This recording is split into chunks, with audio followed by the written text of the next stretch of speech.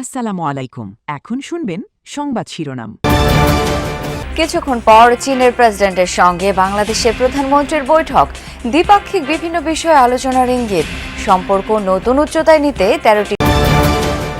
ভূমিকম্পে লন্ডভন্ড ভেনেজুয়েলায় মৃতের সংখ্যা ছাড়ালো 250, সহায়তা দিচ্ছে বিভিন্ন দেশ, মার্কিন নিষেধাজ্ঞায়। চট্টগ্রামে ভয়াবহ রূপ নিচ্ছে ডেঙ্গু, স্বাস্থ্য বিভাগের জরিপের তথ্য, এডিস মশার লার্ভা পাওয়ায় 8টি ওয়ার্ল্ড হটস্পট। রংপুর বিভাগে মাদকের ভয়াবহ থাবা, সীমান্ত পেরিয়ে অবাধে আসছে মরণ নেশা। কুমিল্লায় সন্ত্রাসীদের গুলিতে আহত স্কুল ছাত্রকে আনা হয়েছে ঢাকায়। এতক্ষণ শুনছিলেন সংবাদ শিরোনাম, এখন শুনবেন বিস্তারিত। সফরের শেষ দিনে আজ প্রধানমন্ত্রী তারেক রহমানের সাথে দেশটির প্রেসিডেন্ট শি জিনপিং দ্বিপাক্ষিক বৈঠক করবেন। এর বৈঠকটি কখন শুরু হতে পারে এবং এই আলোচনায় কোন বিষয়গুলো প্রাধান্য পাচ্ছে, কি তথ্য আছে আপনার কাছে, জানতে চাই বিস্তারিত।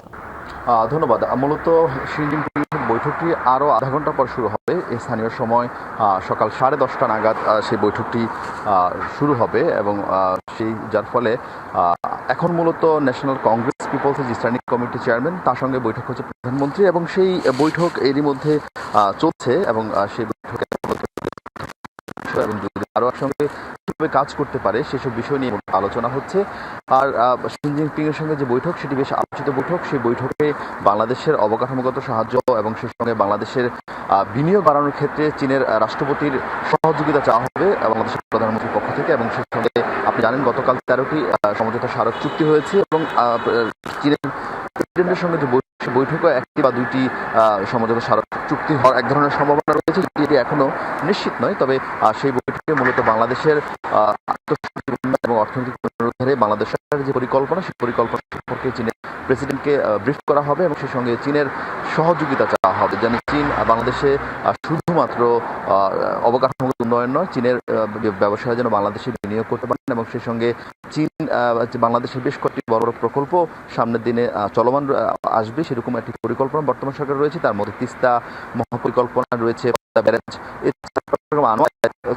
চীনা অর্থনৈতিক জোন, সেই জোন সহ সব জায়গায় যেন চীনা ব্যবসায়ীরা বিনিয়োগ করতে পারেন, চীনের সহযোগিতা থাকতে পারে, সেসব বিষয় নিয়ে মূলত সেই বৈঠকে আলোচনা জায়গা পাবে। এবং আপনি জানেন চীনের সঙ্গে বাংলাদেশের দীর্ঘদিনের বন্ধুত্ব সম্পর্ক, সেই সম্পর্ককে আরও দীর্ঘস্থায়ী করা যায়, আরও কিভাবে মজবুত করা যায়। বাংলাদেশের চীনের কমিউনিস্ট পার্টির সঙ্গে বিএনপির ঐতিহাসিক সম্পর্ক। ভেনেজুয়েলার জোড়া ভূমিকম্পে প্রাণহানি বেড়ে দাঁড়িয়েছে কমপক্ষে 235 জন। আহতের সংখ্যা প্রায় 4,500। এখনও 1.5 শতাধিক নিখোঁজের তালিকা করা হলেও সেই সংখ্যা আরও বেশি হতে পারে বলে ধারণা করা হচ্ছে। অনেকেই চাপা পড়ে আছেন ধ্বংসস্তূপের নিচে। শুধুমাত্র লা গুয়াইরা শহরে কমপক্ষে 250 বাসভবন বিলীন হবার খবর মিলেছে। ধ্বংসযজ্ঞের পরিধি ব্যাপক হওয়ায় ব্যাহত হচ্ছে উদ্ধার অভিযান। সাহায্যের হাত বাড়িয়েছে যুক্তরাষ্ট্র, মেক্সিকো, সুইজারল্যান্ড সহ কয়েকটি দেশ। সবচেয়ে দুর্যোগ কবলিত এলাকাগুলোতে জোর দিয়েছে ভেনেজুয়েলিয়ান সেনাবাহিনীও। বুধবার স্থানীয় সময় সন্ধ্যায় 6টার দিকে মাত্র 39 সেকেন্ডের ব্যবধানে পরপর ভূমিকম্পে কেঁপে ওঠে ভেনেজুয়েলা, যার প্রথমটি 7.2, পরেরটি ছিল 7.5 মাত্রার। ভূমিকম্প পরবর্তী সময়ে এখন পর্যন্ত অন্তত 30টি আফটারশক অনুভূত হয়েছে, যা আগামী সপ্তাহ অবধি চলতে পারে বলে সতর্ক বার্তা দেওয়া হয়েছে। 2 দফা শক্তিশালী ভূমিকম্পে বিপর্যস্ত ভেনেজুয়েলা, 250 ছাড়িয়েছে প্রাণহানি, আহত প্রায় 1000। সহায়তার হাত বাড়িয়ে দিয়েছে যুক্তরাষ্ট্র। তবে প্রশ্ন উঠেছে, বছরের পর বছর ধরে চলা মার্কিন নিষেধাজ্ঞা কি উদ্ধার ও ত্রাণ কার্যক্রমকে ধীর করে দেবে, নাকি দুর্যোগকে কেন্দ্র করে আরও বাড়বে ওয়াশিংটনের রাজনৈতিক ও অর্থনৈতিক প্রভাব? ভয়, আতঙ্ক আর আর্তনাদে ভারী রাজধানী কারাকাস সহ ভেনেজুয়েলার একাধিক শহর। পরপর 2 শক্তিশালী ভূমিকম্পে নিহত হয়েছেন বহু মানুষ। জরুরি অবস্থা পুরো দেশ জুড়ে। এ পরিস্থিতিতে দ্রুত সহায়তার প্রতিশ্রুতি দিয়েছেন মার্কিন প্রেসিডেন্ট ডোনাল্ড ট্রাম্প। অনুসন্ধান এবং উদ্ধারকারী দল, চিকিৎসা সরঞ্জাম এবং মানবিক সহায়তা পাঠানোর প্রস্তুতির কথা জানিয়েছে ওয়াশিংটন। কিন্তু সাহায্যের এই উদ্যোগের মধ্যে সামনে এসেছে পুরনো এক প্রশ্ন। মার্কিন নিষেধাজ্ঞা কি ভেনেজুয়েলার ত্রাণ কার্যক্রমকে বাধাগ্রস্ত করবে? দীর্ঘদিন ধরে যুক্তরাষ্ট্র, ইউরোপীয় ইউনিয়ন এবং যুক্তরাজ্যের বিভিন্ন নিষেধাজ্ঞার মুখে রয়েছে দেশটি। বিশেষ করে তেল ও আর্থিক খাতে নিষেধাজ্ঞার কারণে ভেনেজুয়েলার আবার ভয়াবহ রূপ নিচ্ছে চট্টগ্রামে। স্বাস্থ্য বিভাগে জরিপে উঠে এসেছে উদ্বেগজনক চিত্র। বন্দরনগরীর 1/4 ঘর বাড়িতে মিলেছে এডিস মশার লার্ভা। হটস্পট হিসেবে চিহ্নিত হয়েছে 8টি ওয়ার্ড। আক্রান্তের সংখ্যা বাড়তে থাকায় হাসপাতালে স্থাপিত হচ্ছে আলাদা ডেঙ্গু কর্নার। প্রতি বছর বর্ষা মৌসুমে ডেঙ্গুর প্রকোপ বাড়ে, ব্যতিক্রম হয়নি এবারও। গত 5 মাসের তুলনায় চলতি জুন মাসে আক্রান্তের সংখ্যা 3 গুণ বেশি।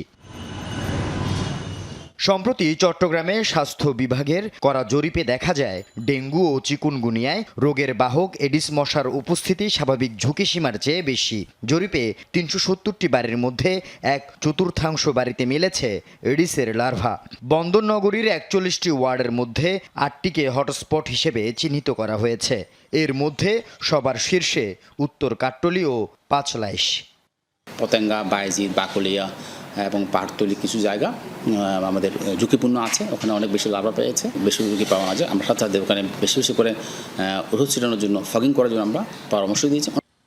সরকারি বেসরকারি হাসপাতালেও কিছুদিন ধরে বাড়ছে ডেঙ্গু রোগী ভর্তির সংখ্যা। এই মাসের প্রথম 25 দিনে আক্রান্ত 85 জন। চাপ সামলাতে চলছে ডেঙ্গু কর্নার স্থাপনের প্রস্তুতি। মেডিসিন যে আমাদের 3টা ওয়ার্ড আছে, 13, 14 এবং 16 নম্বর ওয়ার্ড।